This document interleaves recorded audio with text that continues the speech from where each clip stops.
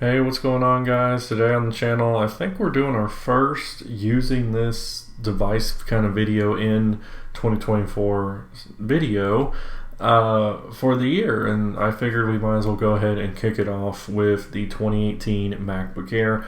By the way, I hope to get more of these videos out in the next month or so. I just have a ton of stuff going on in my life right now, a lot of changes taking place. Also going to be having a new office setup coming soon, so be sure to stay tuned to the channel for all that. But anyways, we're going to be talking about should you still be using a 2018 MacBook Air in 2024.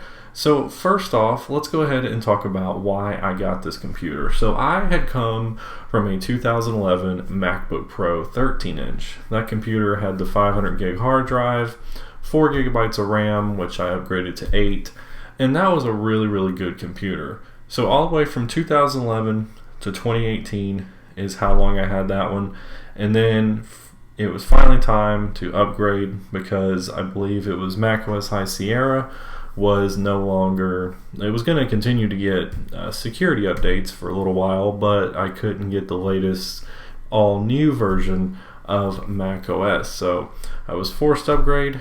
But I usually do that with my Mac computers, just try to keep them as long as I possibly can and use them for as long as I can. But the 2018 MacBook Air, I got it for college, really, honestly. It just kind of timed out perfectly where I was starting school, and I needed a new laptop. I needed something I could handle a little bit more because at the time I was a computer science student. Didn't end up sticking with computer science, but at the time I thought I was. So I got this MacBook Air, and my purpose was to use it as a virtual machine mostly for Windows and Linux programs and stuff like that.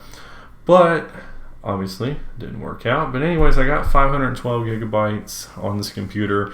Looking back on that, honestly, I think I would have been fine with the 256 gig storage, but it is nice to have all that extra storage just in case you need it. It's nice for all those virtual machines and YouTube videos, and you can store a lot more things on your computer instead of worrying about external drives and stuff like that. But that's just a quick little summary of why I got it. So I've had this computer ever since that time in 2018, the fall of 2018. And another little fun fact about it, this computer is basically what launched this YouTube channel, because it was one of the first videos that I made was unboxing this MacBook Air. So computers got a little bit of kind of sentimental value to me. So there were many different ways you can spec this computer. Obviously this was an all new design, all new MacBook Air. So you could get the base 128, 256 gig storages. You could then bump those up to the 512, which is what I did. Or this was the first time they had a whopping 1.5 terabyte SSD. Pretty crazy. Of course, you can get either 18 or 16 gigabytes of RAM. I went ahead and opted for the 16 since I knew I was going to be doing a lot of virtual machine stuff. Thought it just kind of made sense to do that. And interestingly enough, this only came with one processor. It was the little Intel dual-core processor, Intel Core i5. If I remember, you could upgrade that to the i7. I'm not sure. You have to correct me if I'm wrong, but I feel like that was the only processor, was the 1.6 gigahertz Core i5, and then you could just turbo boost it up to 3.6. But yeah, first time using that little Intel Atom chip, and surprisingly, it's held up pretty good over the years. But we'll talk about that more in detail here in a moment. Like I mentioned, this was an all new MacBook Air design. So it was really thin, fresh, new. Everybody was excited about it. I know I was excited about it. I like how I can time out sometimes when I buy a new product and it's an all new product. So this thing came in a couple different colors, space gray, silver, or the gold, and then it had the new butterfly keyboard. It had a really nice 13.3 inch Retina display with a little bit bigger corners to make it look a little nicer. For the first time ever, they had the Force Touch trackpad introduced here on a MacBook Air. So all in all, all new design here. And of course, this was when they got rid of all those ports. So no longer did you have USB ports. They opted for the Thunderbolt and USB-C ports here on the left side, and on the right side you just have a headphone jack. So yeah, very bare minimum here, but let's kind of hit some of those highlights. The first thing about this design that I still don't really like to this day is the butterfly keyboard.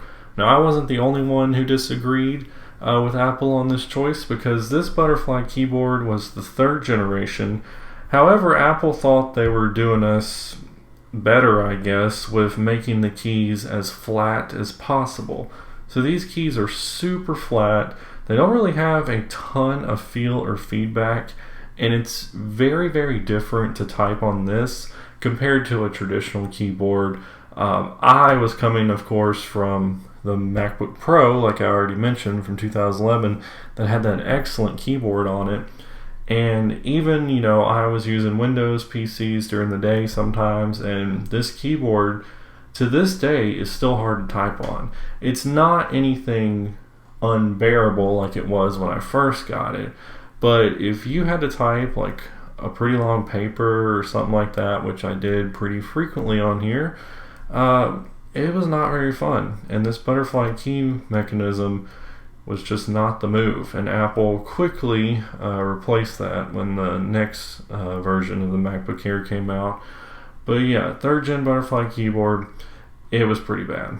One thing that wasn't bad though, of course, is the trackpad. Like I said, Force Touch trackpad is the first one to appear here on the MacBook Air, and Apple's using this across all their laptops. The Force Touch trackpad is just really, really good. Apple trackpads in general, in my opinion, are some of the best in the business. You can at me if you want to on that, but the Force Touch trackpad, of course, it allows you for all these different gestures with your fingers. You can swipe between full screen apps, open Launchpad, swipe up to get rid of all your windows, different things like that. Pinch to zoom works great on it, scrolling with 2 fingers. Just so very, very nice. A really, really good trackpad. And this does have a simulated kind of click. It's not an actual physical click, but it works pretty good. So the trackpad, very happy with it. Works great even today. Something else that kind of surprised me with this all-new MacBook Air is the speakers. Now, I don't know too terribly much about the speakers, and I'm sure some of you audio folks out there are probably saying, this guy's really saying that a MacBook Air speaker is good. Well, for me, it was a pretty big upgrade over my previous MacBook Pro, and these speakers are not bad, and I think they still sound pretty good till this day. Now, something to talk about, of course, on every computer is the performance. Like I said, this particular one right here came with the Intel Atom processor. It was the little 1.6 gigahertz dual core Intel Core i5. It could turbo boost up to 3.6 gigahertz. And when you see it on paper, it's really nothing too crazy sounding. However, I'm pretty impressed, and I have been impressed over the years with this little processor.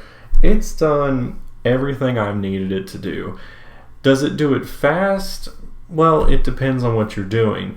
Exporting videos in iMovie, if I'm doing like a 4K, maybe 10-minute video, well, it's going to take a good 40 to 50 minutes to do something like that. But if you're just browsing around, doing normal computer things, checking your email, looking at your documents, maybe typing something, sending emails, browsing the web, if you're just doing all those normal things, this processor can handle it all just fine. But there are other things, like I said, exporting, that's, not everybody's going to be doing that, but if you have to do it, it can do it. And then also virtual machines. Most of the virtual machines that I've ran on here have done it just fine. Windows 8.1 and Windows 10 ran really, really good on here. Windows 11 is a little bit more on the choppy, slow side, but that is just because Windows 11 didn't even exist when this processor did. But of course, Apple is phasing out these Intel chips. We're basically completely switched over to Apple Silicon now, their own chipset. So that is kind of sad to see Intel go, but it's also good for the future of Mac because these new chips are just blowing everything out of the water. But overall performance, like I said, it's been great. It does everything you need it to do. And if you're going to be doing more intensive things on here, then you're probably going to buy something like a MacBook Pro anyway. This computer originally shipped with macOS Mojave, so that was several years ago. Now, today, here in 2020, we are able to run the latest version of macOS Sonoma, which in this case is macOS Sonoma 14.4.1. As far as performance goes with that, it's still pretty good. I mean, macOS is very well optimized along with all of Apple's software. That's why most of the time you can run their software on older devices like a computer from 2018, or even if you're looking at something like iOS 17, you can run that all the way back on, iPhone XS or whatever. So the software is pretty well optimized. However, I have started to encounter a lot of bugs. Now, I'm not blaming that on the computer, I guess, but there are a lot of bugs appearing in macOS Sonoma for me personally. One of the most annoying ones recently is that it seems like nothing wants to sync. Like, I don't have my updated notes, reminders, text messages, anything like that. My focus modes still stay in the same focus mode, whatever the last one was to be enabled. So I'm having kind of some syncing issues right now, but we're just going to blame that on Sonoma.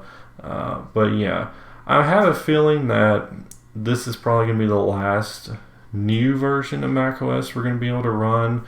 I am about 99.9% sure whenever we learn what the next version of macOS is here in WWDC that this computer will be no longer supported.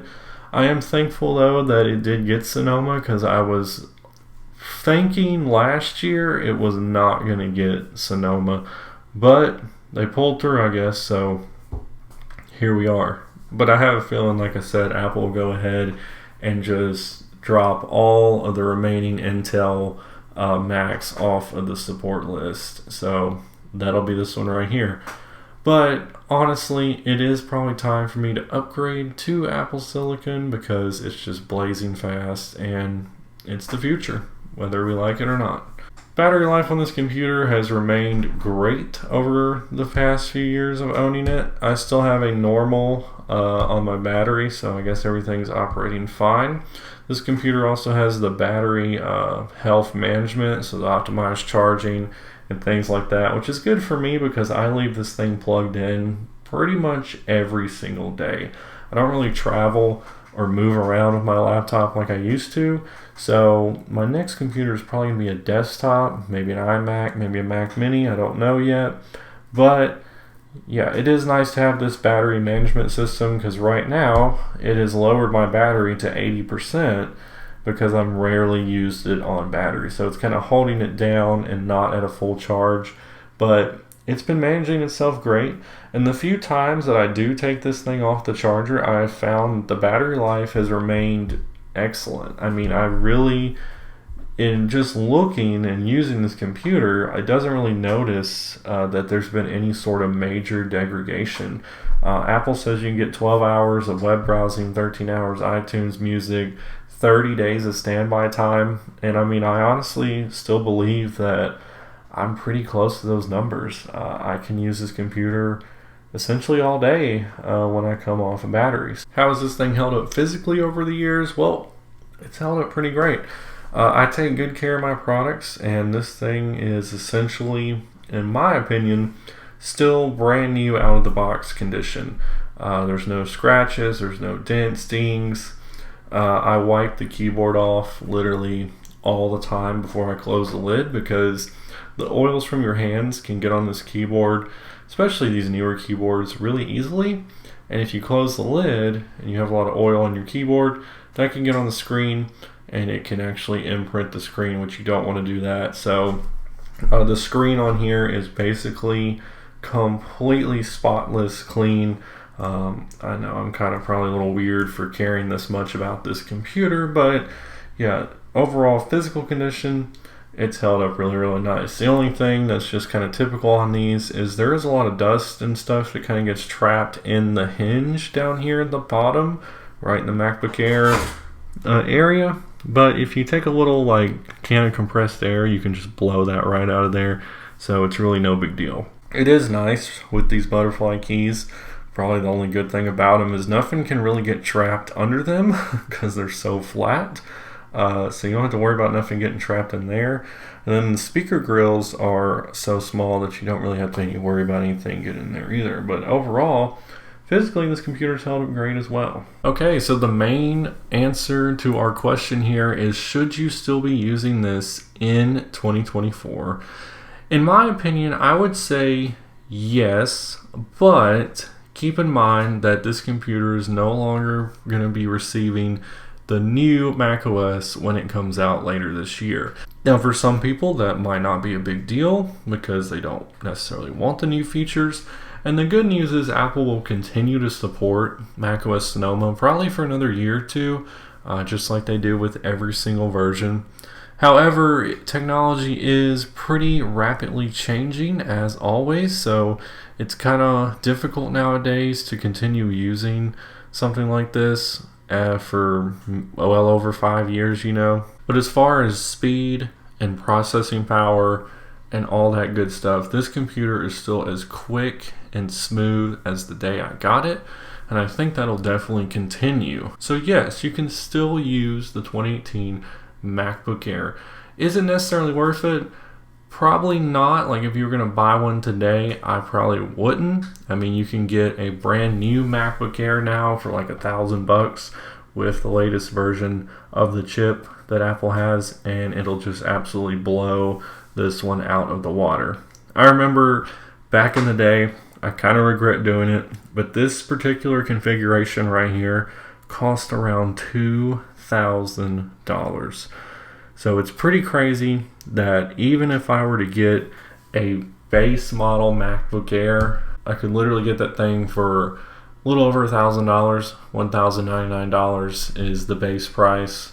And that comes with an 8-core CPU, 8-core GPU, 8 gigs of memory, and 256 gigs of storage. Even if I were to bump up to the 512, that'd be $1,300, which is still significantly less than what I paid for this particular one right here. So that's just crazy to think about. But that's basically it for this video, guys. Let me know what you think about the 2018 Air in the comments down below. Do you have one? Chances are you might if you're watching this video.